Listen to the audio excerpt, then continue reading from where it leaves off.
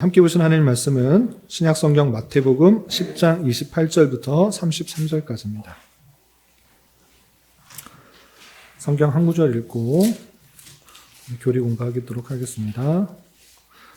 마태복음 10장 28절로 33절까지 말씀. 신약성경 16면 전후를 보시면 되겠습니다. 10장 28절로 33절까지요. 28절부터 33절까지 함께 봉독하겠습니다. 몸은 죽여도 영혼은 능히 죽이지 못하는 자들을 두려워하지 말고 오직 몸과 영혼을 능히 지옥에 멸하실 수 있는 이를 두려워하라. 참새 2마리가 한 아사리온에 팔리지 않느냐?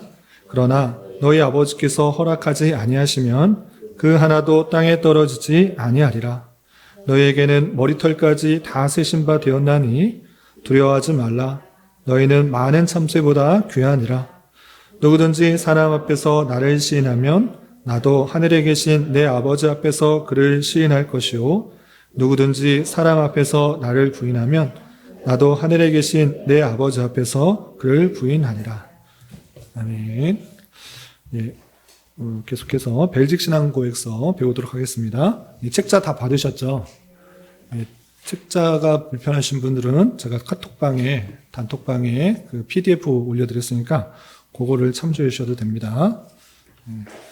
원래는 첫 개강 때 이 책을 나눠드렸어야 되는데 제가 바쁘다는 핑계로 못 만들어 들어서 대단히 죄송하고요.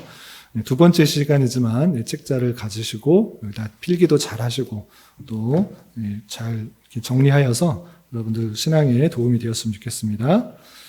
책을 공부할 때는 책을 볼 때는 항상 머릿말부터 살펴봐야 됩니다. 머릿말에 하고자 하는 내용들이 잘 담겨 있으니까 머릿말 한번 쭉 읽어보겠습니다. 3페이지입니다.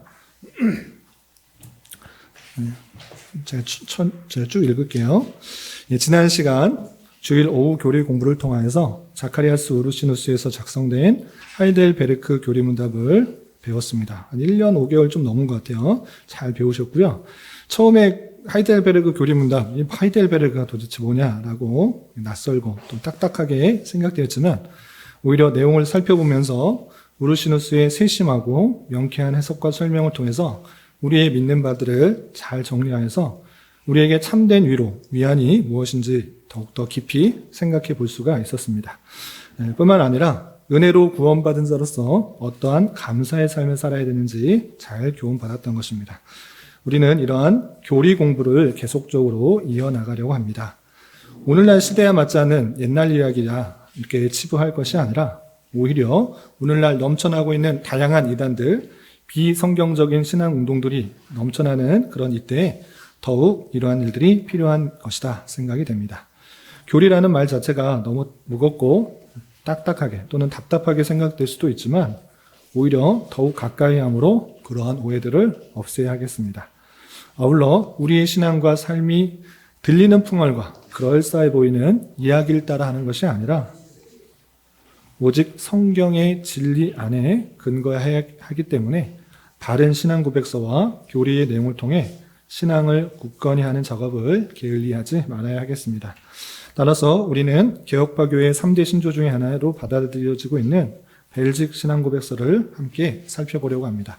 다소 낯설게 여겨질 수 있는 신앙 고백서이지만 그 고백서가 작성되게 된 배경, 특징, 그리고 실천적 의미를 생각해 보면서 오늘날 우리 삶에 큰 도전과 울림이 되는 기회가 되기를 소망해 봅니다. 이 교재는 신반포 중앙교회에서 2010년도에 강의되었던 교환을 다시 정리하고 다듬어서 내놓았습니다.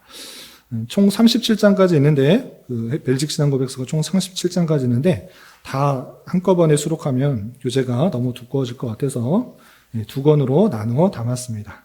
1권, 이 책은 기독론까지 다룬 1장부터 26장까지 수록했고요. 두 번째 나올 그 책은 2권은 교회론과 나머지 종말론까지 내용을 담아내려고 하였습니다.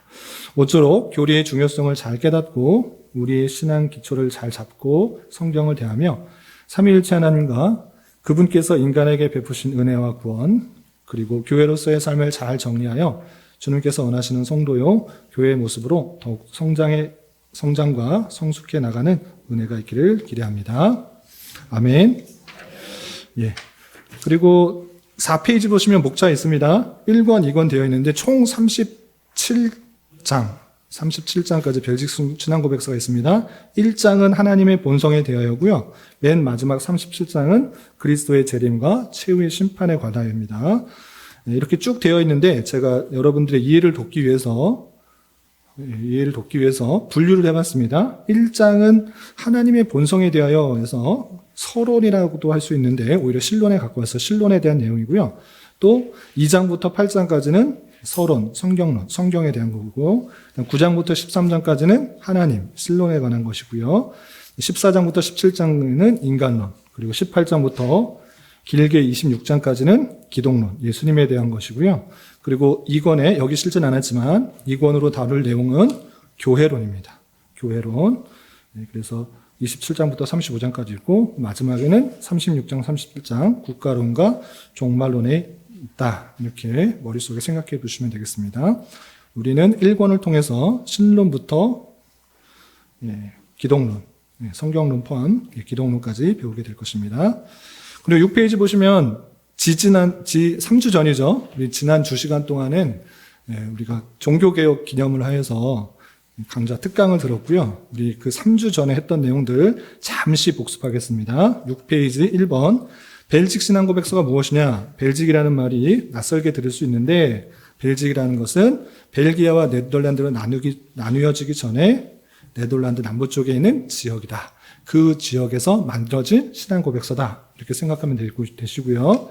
7페이지. 그럼 벨직에서 어떻게 신앙 고백서가 만들어졌는가라고 할 때 그 벨기에라는 지역, 예전에 네덜란드 그 지역은 루터로부터 루터의 종교개혁에 바로 영향을 받아서 그 종교개혁이 바로 시작되었는데 그 영향을 받아서 번지다가 다음으로는 제세례파의 영향을 받아서 이거 잘못 통치를 하고 있는 그 카톨릭 교회뿐만 아니라 정부에 대해서 비판하고 대적하는 그런 일들이 있었는데 그 시기가 지나고 이제 칼빈의 개혁주의에 의해서 다스리될 즈음에 작성되었던 그런 내용들이다. 이렇게 생각하시면 되겠습니다. 8페이지. 누가 작성했는가? 벨직 신앙 고백서는 누가 작성했는가라고 할 때 귀도 드 브레가 작성했다. 이렇게 생각하시면 됩니다. 귀도 드 브레가 처음부터 예수님을 개혁신학적으로 받아들였던 거 아니고 그가 종교개혁을 영향을 받아서 한 25세 즈음에 회심을 경험하고 영국으로 가서 영국의 개혁신학들, 우리 지난 그 이승구 교수님한테 얘기를 잘 들었습니다. 그 에드워드 왕의 영향을 받아서 그 개혁신학의 내용들을 잘 접하게 되었고 또 다시 스위스로 와서 칼빈과 그 제네바에서 개혁신학의 영들을 잘 받아 다시 귀국하여서 순회 설교자로서의 역할들을 하였다라고 했습니다. 그리고 순회 선교자 역할을 사역을 하면서 프랑스 신앙 고백서를 영향을 받아서 벨직 신앙 고백서를 작성하게 되었다. 했습니다. 그래서 우리가 믿는 신앙이 무엇인지를 잘 정리한 것입니다. 그때 당시에 수많은 핍박과 탄압 속에 있는 그 성도들, 개혁신학의 성도들을 위로하고 또 믿는 바를 잘 정리할 뿐만 아니라 그 핍박으로부터 변호하고 보호하는 성격으로서 이 기도 드 브레가 벨직 신앙 고백서를 작성했고 그 벨직 신앙 고백서를 작성해서 핍박하였던 필립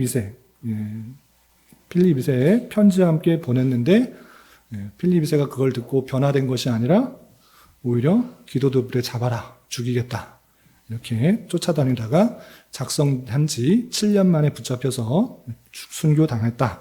이렇게 정리할 수 있겠습니다. 그럼 벨직 신앙 고백서를 배우는 가치와 의미가 무엇이냐? 4가지로 정리했는데요. 첫 번째, 이 벨직 고백서는 낯선 것이 아니라 개혁파 교회에서 당연히 배우는 것입니다. 그래서 개혁파 교회에서는 하이델베르그 교리문답 우리 지난번에 배웠습니다. 그리고 벨직 신앙 고백서 그리고 도르트 신경 이 3가지를 표준 문서로 한다. 이 도르트 회의를 끝나고 이 3가지 문서를 우리의 개혁파 교회의 표준 문서다. 이것을 따른다. 이렇게 말하는 것입니다. 그런데 대부분 이 3 문서를 잘 접하지 못했습니다. 기껏해 봤자 웨스트민스터 신앙고백서, 그것을 표준 문서로 받아들이는데 왜 차이가 있습니까? 라고 할 때 같은 신앙 정신은 맞는데 개혁파 교회와 장로교회를 좀 나뉩니다. 칼빈의 개혁신학을 따라서 그 유럽 일대의 개혁신학의 내용들로 개혁파 교회, 리포엄드 처치다 라고 세워진 데는 이 세 문서가 표준 문서입니다. 그러나 그것이 영국의 청교도와 또 미국으로 건너가서 청교도에 의해서 생겨져 있는 장로교회, 그 제도를 더욱더, 내용보다 제도를 더욱더 중시한 장로교회는 표준 문서를 무엇으로 했다? 웨스트민스터 신앙고백서로 했다. 그럼 이 내용이 다른가? 그렇지 않고 제가 지난 첫 시간에도 말씀드린 것처럼 이 세 개를 잘 묶어서 하나로 만든 것이 웨스트민스터 신앙고백서라고 말할 수 있을 정도로 다른 내용이 아니다. 같은 내용이 잘 들어있다라는 것입니다. 그래서 장로교회, 우리나라 장로교회의 표준 문서는 웨스트민스터 신앙고백서이고, 그리고 이른바 유럽에서 개혁파 교회, 리포엄드 처치라고 하는 그 교회는 표준 문서를 하이델베르그 요레분답, 벨직 신앙고백서, 도르트 신조, 이것을 표준 문서로 한다라는 것입니다. 당연히 그러니까 그것이 무엇을 가르치는지 성도들에게 가르치는 것이 의무이고 목사의 사명인 것입니다. 우리는 장로교회이지만 개혁파의 정신, 그 내용들을 물론 제도적인 측면에 있어서 장로교회를 중시하지만 그 내용적인 의미에 있어서 무엇을 지향하냐라고 할 때 이 개혁파의 그 신조, 개혁파 교회의 내용과 동일시하고 있는 것입니다. 그래서 이거를 배우게 되는 것입니다. 9페이지 보시면 어떤 특징이 있는가? 신학과 복음을 잘 요약했다. 그 핵심들이 잘 요약되어 있다. 이것은 근데 어느 신앙고백서나 교리도 잘 요약되어 있는 그런 특징이어서 독특하다, 두드러진다 이렇게 하기는 할 수는 없지만 그럼에도 불구하고 성경에 있는 내용들을 그대로 잘 포함하여서 녹여놓은 그런 신앙고백서다라고 할 수가 있고요. 그리고 세 번째, 저항의 원리로서 말씀, 그리고 신앙고백이다라는 것입니다. 핍박과 탄압이 있었던 시대였습니다. 그럴 때 종교개혁자들은 어떻게 했는가? 자신의 신앙고백을 드러내는 것입니다. 내가 믿는가가 무엇인가? 그들과 총 들고 같이 싸우는 것이 아니라 내가 맞다 이렇게 하는 것이 아니라 내가 믿는 것은 이거다. 난 이거에 목숨을 건다라고 밝히는 그런 특징이 있다라는 것이고요. 그렇기 때문에 특별히 핍박과 탄압, 박해 가운데 있던 성도들에게 큰 위로가 되었던 것입니다. 똑같이 성경 믿는데 왜 저 사람들은 나를 핍박하는가라고 할 때 우리가 믿는 바를 잘 알려줌으로 말미암아 이것에 참된 위로가 있고 또 평안이 있고 승리가 있고 진리가 있다는 것을 알려주어서 그 교회에, 박해받는 교회에 참된 위로가 된다라고 했던 것입니다. 3주 전에 배웠던 것 정리되셨죠? 자, 이제 10페이지 오늘 본문 내용인데요. 벨직 신앙고백서 내용 1장, 2장 계속 나가기 전에 오늘 그 전체를 요약할 수 있는 아주 핵심적인 내용인 것입니다. 잘 들어주시면 앞으로 배울 것에 대해서 이것 중심으로 이것이 강조되고 있구나를 잘 알 수 있습니다. 그래서 벨직 신앙고백서의 특징에 대해서 살펴보겠습니다. 10페이지 1번입니다. 벨직 신앙고백서의 교리적 특징. 첫 번째 성경론에 대해서 살펴보겠습니다.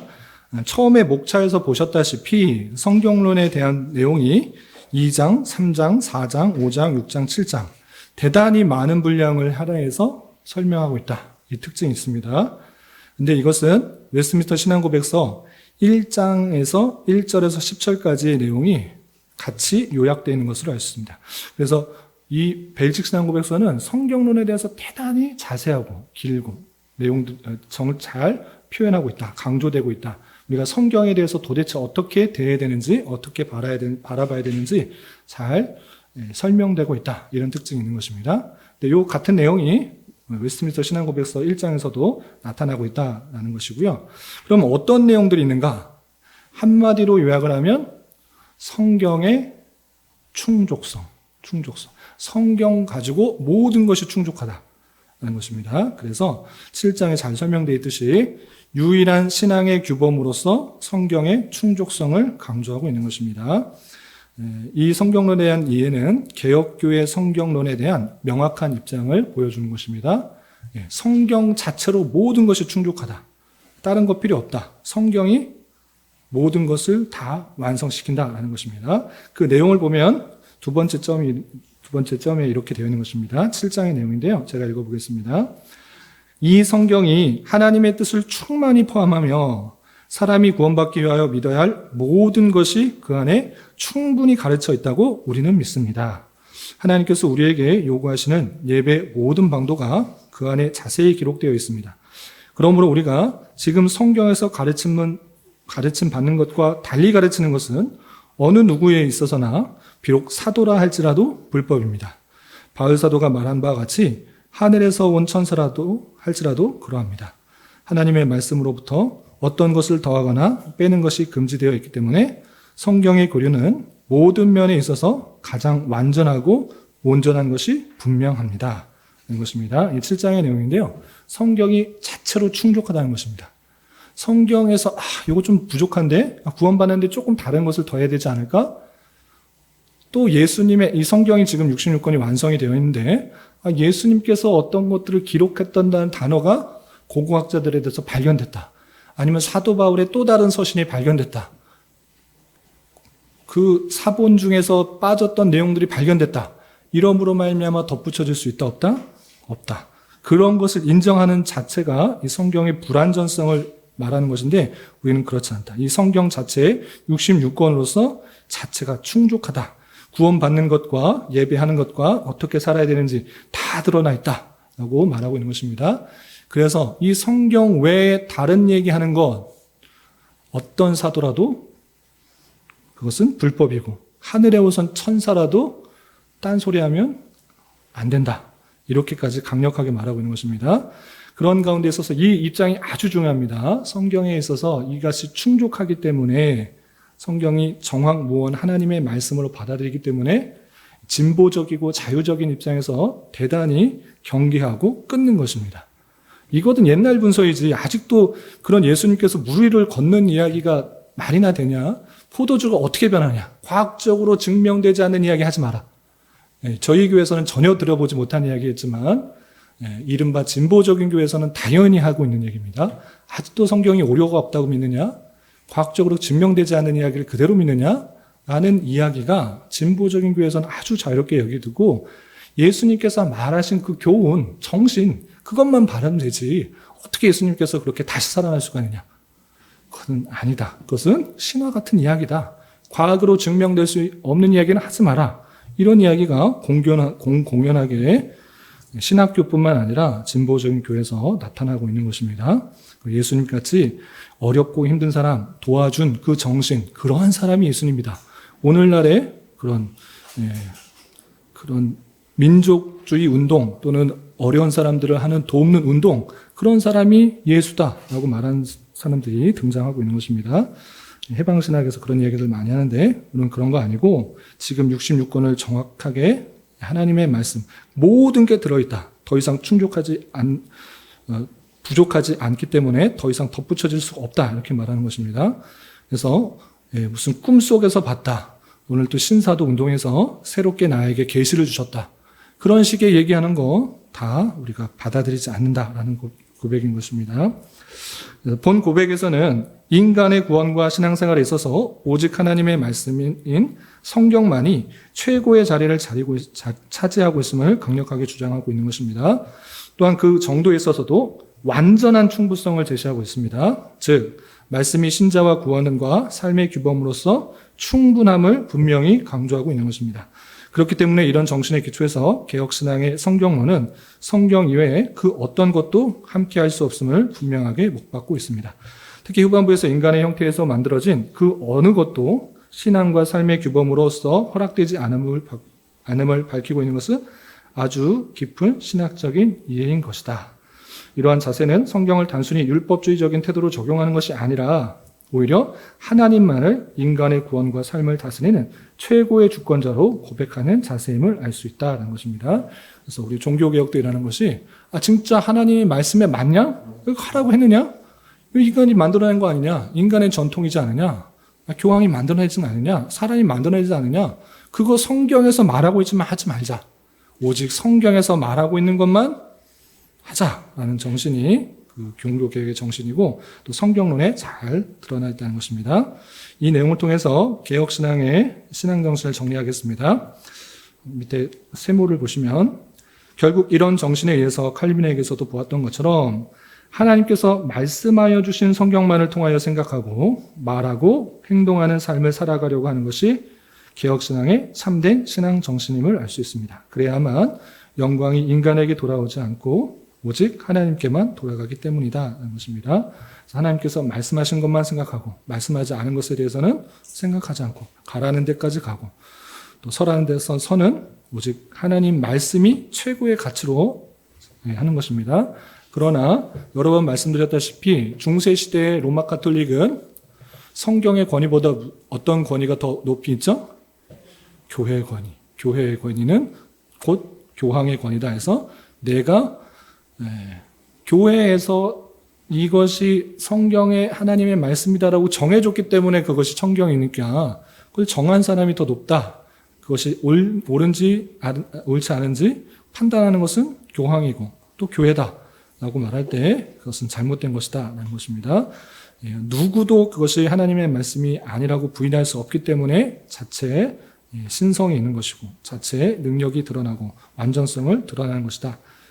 그 교회 하나님의 말씀에 의해서 교황이나 그런 제도나 전통들이 다 수정되고 개혁되어야 된다라는 것이 우리의 자세인 것입니다.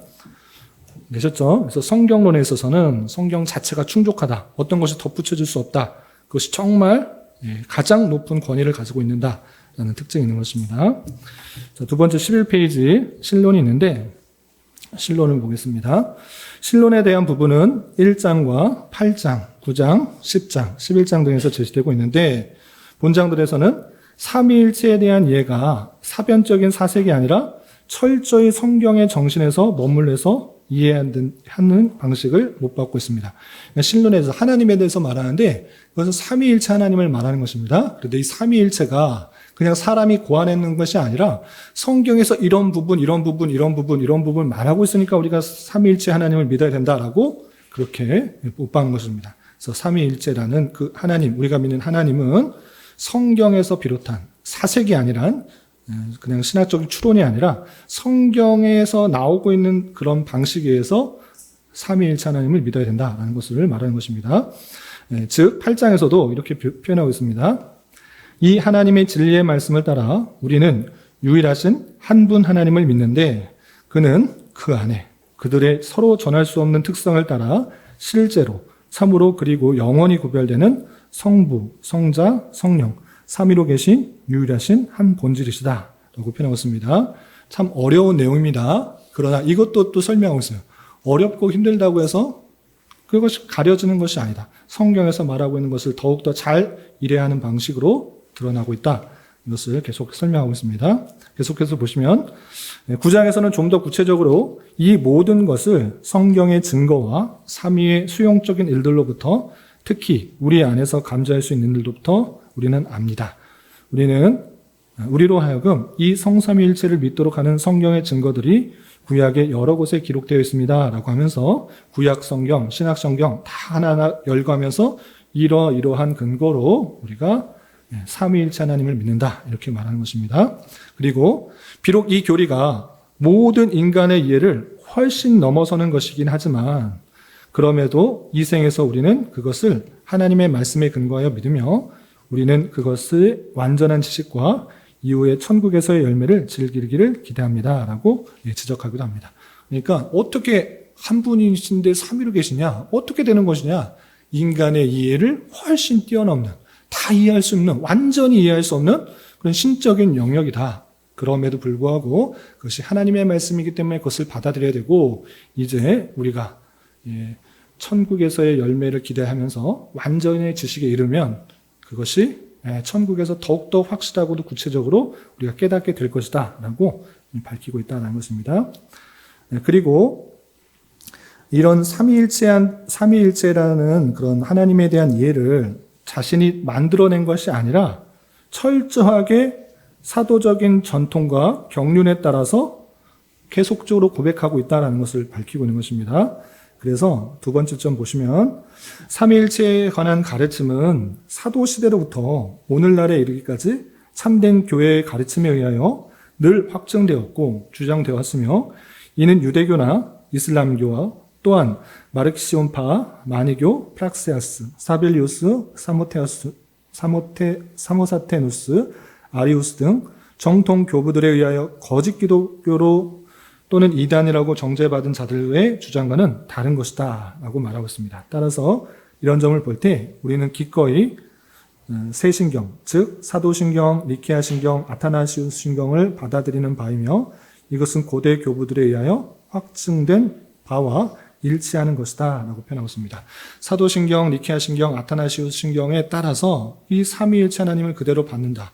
그리고 이단들의 가르침, 그런 다양한 신학자들로부터 나왔던 그 이단들, 그것을 부정하고 검증되고 정통이라고 주장되고 있는 사도신경과 니케아 신경과 아타나시우스 신경을 받는다라고 해서 새로운 것을 꺼내서 우리가 믿는 것이 아니라 그 삼위일체 하나님은 예전부터 계속 이단들을 배격하고 우리가 믿는 하나님이 무엇인지를 고백하였던 정통신학에 계속적으로 고백되고 있고 그것을 받는 것이다 라고 표현하고 있는 것입니다.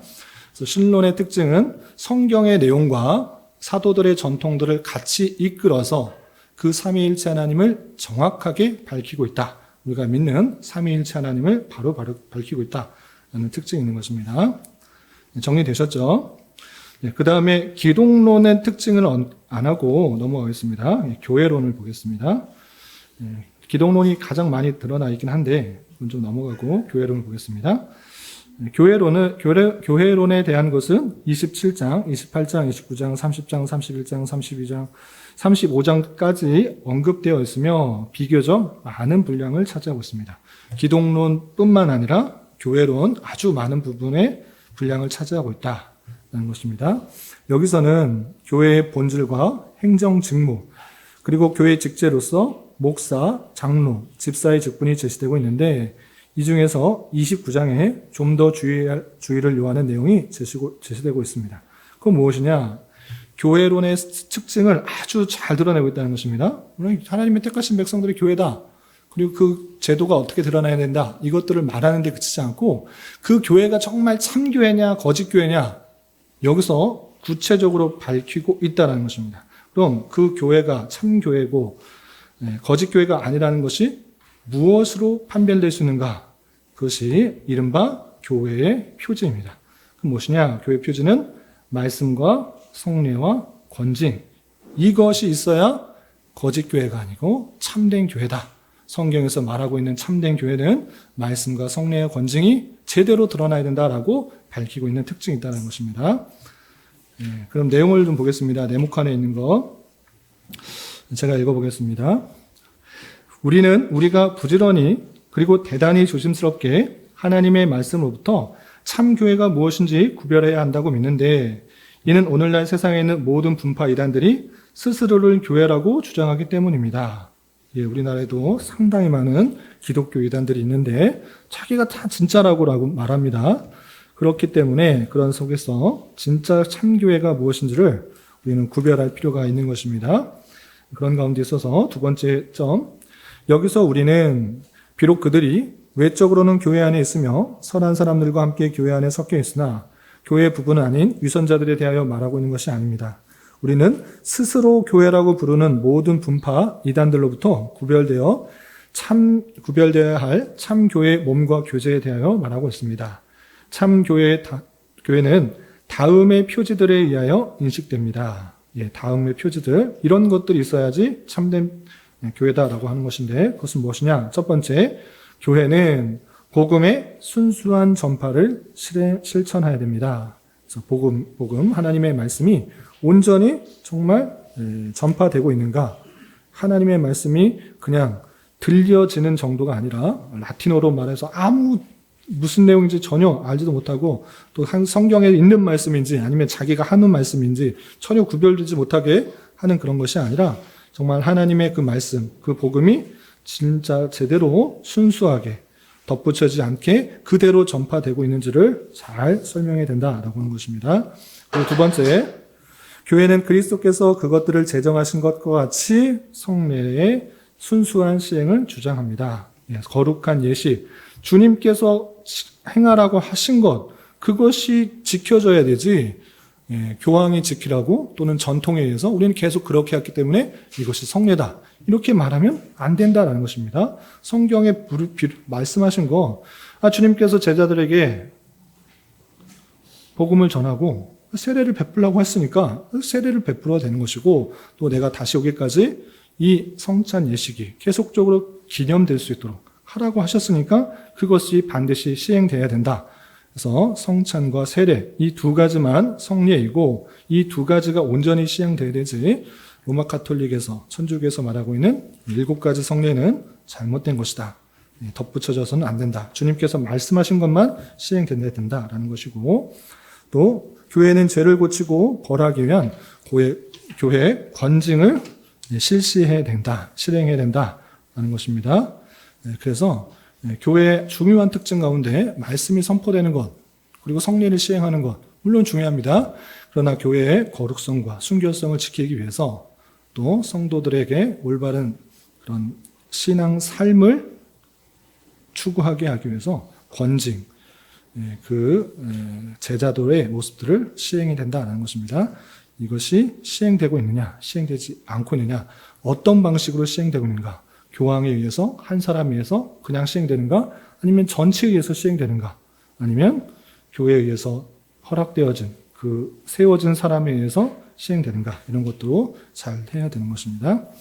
12페이지 네모칸 안에 있는 점, 말하자면 교회는 말씀에 반대되는 모든 것들을 거절하고 예수 그리스도를 유일한 머리로 여기며 하나님의 순수한 말씀에 따라 다스려집니다. 이로써 참교회는 분명히 알려지며 어느 누구도 그것을 분리할 권리를 가지고 있지 않습니다.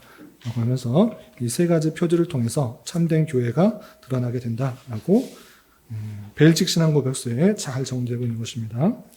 그 다음 점이요.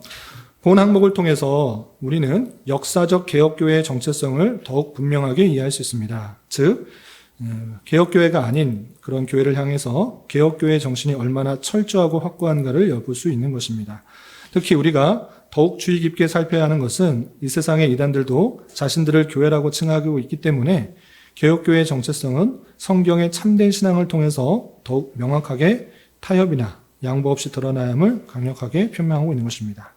그리고 다음에 계속되는 고백을 통해서 더 내용이 깊이 되고 있는데 내용을 보도록 하겠습니다. 거짓 교회에 대한 그런 구별할 수 있는 그런 특징들을 열거하고 있습니다. 네모칸 보시면 거짓 교회는 하나님의 말씀에 돌리는 것보다 더 많은 권위를 그 자신과 자체의 질서에 돌립니다. 하나님 말씀보다 교황이 어떻게 했는지, 우리 전통이 어떻게 했는지, 우리가 질서를 어떻게 했는지, 우리의 결정이 더 중요하다. 성경 말씀보다 더 높이 두고 있는 것입니다. 거짓 교회는 자신을 그리스도의 멍에 아래 들어있기를 원치 않습니다. 또한 거짓 교회는 그리스도께서 그의 말씀에서 명하신 것처럼 성례를 시행하지 않을 뿐만 아니라 자기가 기뻐하는 대로 그것에다 더하거나 그것으로부터 뺍니다. 거짓 교회는 예수 그리스도 위에 근거하기보다는 오히려 사람 위에 근거합니다. 거짓 교회는 하나님의 말씀을 따라 거룩한 삶을 살아가며 거짓 교회를 그것의 죄와 탐욕과 우상 숭배 때문에 비난하는 자들을 핍박합니다. 이 두 교회들은 쉽게 인식되며 서로 구별됩니다. 라고 벨직 신앙 고백서에 거짓 교회를 구별할 수 있는 특징들에 대해서 설명하고 있습니다. 이렇게 역사적 개혁교회가 늘 비개혁교회로부터 따돌림과 핍박과 고통을 받아왔음을 암시하고 있는데 이런 형편은 단지 화란 지역에서 일어난 것이 아니었습니다. 역사적 개혁교회는 초대교회 이후부터 늘 이런 형편이었던 것입니다. 이로써 우리는 오늘날에도 여전히 참된 역사적 개혁교회의 정신을 되찾으려고 하며 그 정신을 지켜가려고 할 때 얼마나 많은 어려움을 겪게 될지 짐작하여 알 수 있습니다. 그러나 이런 어려움이 있다고 해도 개혁교회는 선조들로부터 내려온 참된 성경신앙의 정신을 포기하지 않고 오히려 이 개혁신앙을 지켜가고자 했으며 필요하다면 목숨을 걸고서라도 이 진리를 지켜왔던 것을 보게 됩니다. 이러한 정신이 철저한 칼빈주의적 신앙 정신인 것입니다. 이미 칼빈은 이런 개혁신앙을 다음과 같이 분명하게 언급하였습니다. 네모칸 보시면 칼빈의 내용입니다. 교회와 하나님을 위하여 열심히 끈질기게 일하기를 원하는 사람은 누구든지 양면의 전쟁을 위하여 준비하여야 한다. 하나님의 종들은 죽음의 두려움에 대하여 준비를 하고 갖추고 있어야 하며 용맹을 견제해야 한다. 비록 죽어야만 하고 목을 매달아야 할지라도 그의 임무를 수행하기 위하여 필요하다면 목을 내놓고 자신들의 피로써 그 교리를 수호해야 한다. 또 다른 한편 하나님의 종들은 신중해야 한다. 왜냐하면 진리의 적들은 종종 아첨하면서 침입해 들어오기 때문이다. 내가 알기로는 이런 방향으로 들어오는 침입이 더 위험하다. 라고 하면서 칼빈이 이런 개혁교회의 신앙들을 지키기 위해서 어떤 자세를 갖춰야 되는지 잘 표현해주고 있는데, 벨직 신앙고백서는 그때 당시에 특별히 로마 카톨릭의 거짓된 교회 모습에서 무엇이 참으로 지켜져야 되는지를 잘 설명하므로 말씀이 온전히 선포되고 성례가 순수하게 시행되며 권징이 시행될 수 있도록 하는 것, 그것이 권징이 바르게 시행될 수 있도록 하는 것이 참된 교회의 표지다라는 것들을 말하고 있을 뿐만 아니라, 그럼에도 불구하고 여기서 나왔다시피 개혁교회는 항상 소수였고 그런 진리를 찾는 사람들이 많이 비웃음과 따돌림과 무시를 받아왔다. 그럼에도 불구하고 그런 말씀을 순수하게 지키려고 하는 내용들, 그 정신을 가지고 잘 감당해야 된다. 신중하고 용맹스럽게 잘 감당해야 된다라는 것들을 목회자에게 더욱더 촉구하고 있는 것을 볼 수 있습니다. 그래서 교회론의 특징에 있어서는 교회의 표지가 아주 잘 드러나고 있다. 이렇게 생각하시면 되겠습니다. 세 가지 표지 나중에 다시 확인할 수 있도록 하면 되겠고요.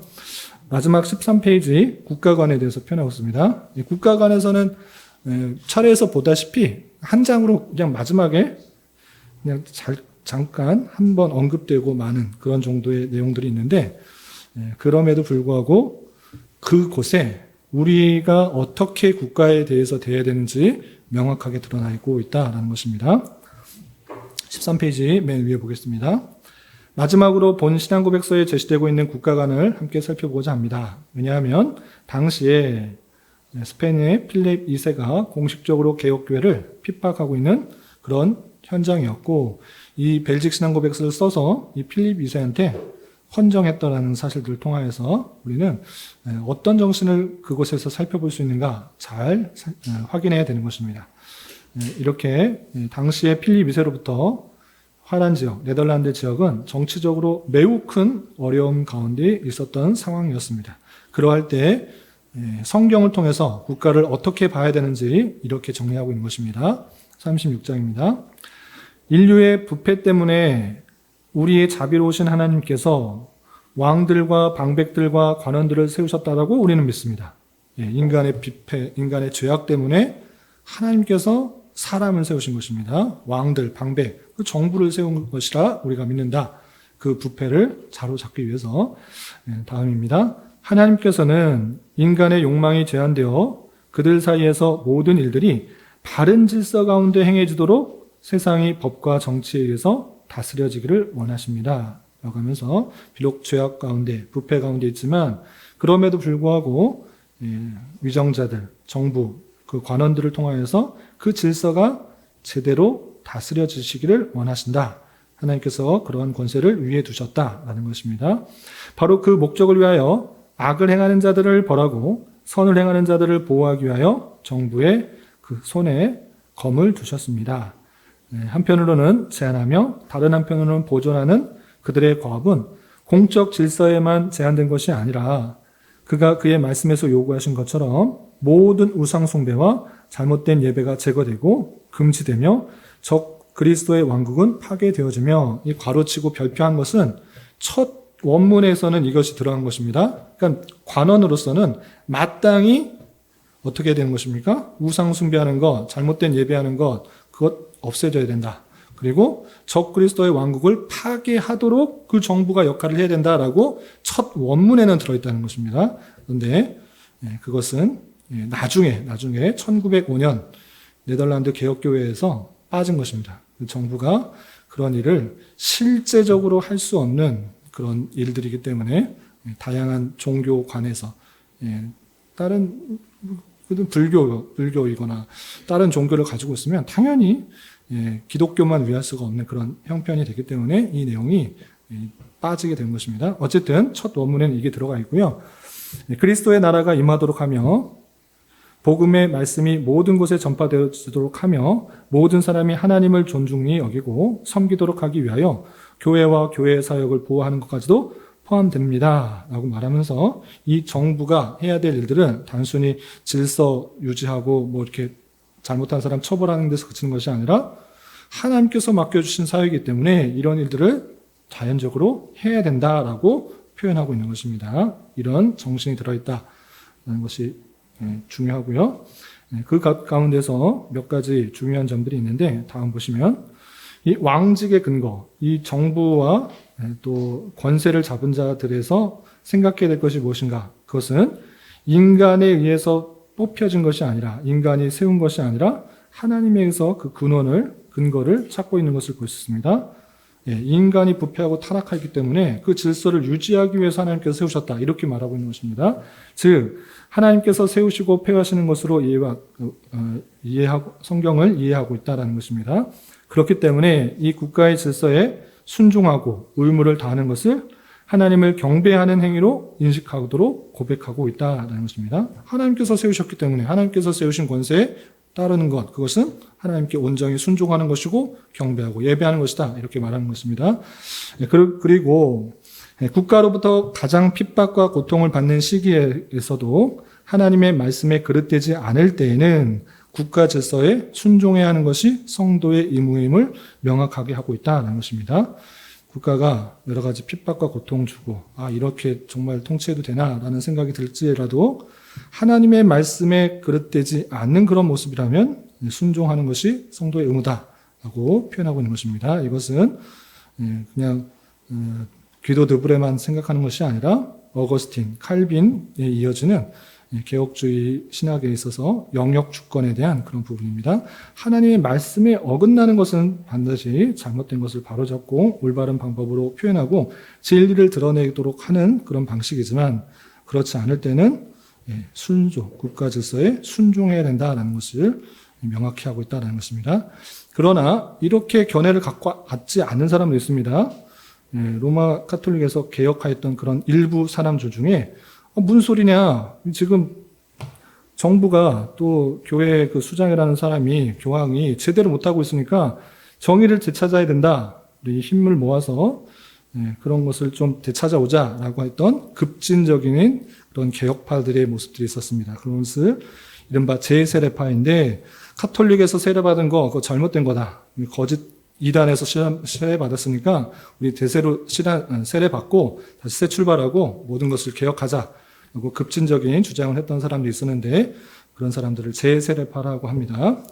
이런 개혁신앙의 정신에 위배되는 제세례파를 다음과 같이 벨직 신앙국에서는 비판하고 있는 것입니다. 그 이유 때문에 우리는 제세례파들과 다른 반역적인 백성들 그리고 일반적으로 권위와 관원들을 거절하며 정의를 전복시키며 재산의 공유를 선동하며 하나님께서 사람들 사이에 세우신 예절을 뒤엎는 모든 사람을 정죄합니다. 라고 하면서 제세례파와 그와 비슷한 생각들을 갖고 있는 그런 모습들, 그런 것들을 비판하고 하나님의 말씀에 근거해서 그릇되지 않았을 때는 비록 핍박과 고통을 받을지라도 불의한 일을 당했을지라도 그것을 순종해야 된다라고 밝히고 있다라는 특징이 있는 것입니다. 여기서 우리가 주의할 부분이 있는데 그것은 신성한 직무라라고 표현한 부분입니다. 그 정부가 신성한 직무를 해야 된다라는 것들을 강조하고 있는데 왜냐하면 이 부분이 국가에 대한 자리가 어디까지인가를 묻는 중요한 물음과 연관되기 때문입니다. 그래서 처음 원문의 내용 더 구체적으로 표현하면 그 정부는 그들의 정부의 직무는 국가 안녕에 관심을 갖고 이를 보호할 뿐만 아니라 이 신성한 직무를 지켜야 된다라고 베직스막 고백서에서는 표현하고 있는데 모든 우상과 거짓된 예배를 배격하고 적그리스도의 왕국이 멸하고 그리스도의 나라가 이루어져 갈 수 있도록 해야 되는 것이 정부와 또 국가 권력자의 마땅한 자세다라고 표현하고 있는데 오늘날에 있어서 그런 정신을 가지고 통치하는 사람이 없기 때문에 후에는 이것이 삭제되고 그냥 위야무야 그런 받아들여지는 그런 모습 가운데 있다라고 생각하시면 되겠습니다. 그래서 국가관을 관련해서는 우리가 하나님의 말씀에 근거한 것들에 대해서는 우리가 올바로 지키도록 해야 되는 것이고, 그것에 반대되는 그런 요구들을 했을 때는 당연하게 그것은 지킬 수가 없다라고 반대의 길을 들어야 되지만, 그것이 아닌 그런 다양한 핍박과 그런 고통을 주는 그런 속에 있어서도 우리는 순종해야 될 의무가 있다라는 것들을 밝혀주고 있다 생각하시면 되겠습니다. 이렇게 크게 4가지 특징을 했습니다. 성경론에 관련해서는 우리가 성경 자체가 완전 충족하다. 그리고 신론에 관련해서는 사독적 정통과 성경에 의해서 삼위일체 하나님을 믿는다. 교회론에 있어서는 참된 교회가 어떤 것을 가지고 되는지 표지를 잘 드러내고 있다. 국가에 있어서는 국가 자체가 하나님께서 세워주신 것이고 그 권세를 인정하는 가운데 있어서 온전히 순종해야 되지만, 하나님의 말씀과 반대되는 그런 이야기를 할 때는 온전히 그것을 반대할 수 있고, 또 그것을 진리를 더욱더 드러내기 힘써야 된다. 이것들로 정리하시면 되겠습니다. 이렇게 정리할 수 있는데, 혹시 궁금하신 것이 있으시면 질문하시고, 없으시면 마치겠습니다. 네. 앞으로 기대가 되시나요? 답답해지시나요? 그렇게 내용이 어렵지 않습니다. 그렇게 어렵지 않고 쉽게 되어 있으니까 쭉 읽어나가면서 하나씩 살펴봤으면 좋겠습니다. 그리고 저희가 내용들을 다 살펴봤던 거예요. 벨징 신학고백서, 웨스터시맨 고백서, 또 여러 가지 성경의 내용들을 다 확인한 건데, 벨징 신학고백서는 이렇게 표현하고 있구나, 이렇게 이해하시고 정리하시면 되겠습니다. 되셨죠? 기도하고 마치겠습니다.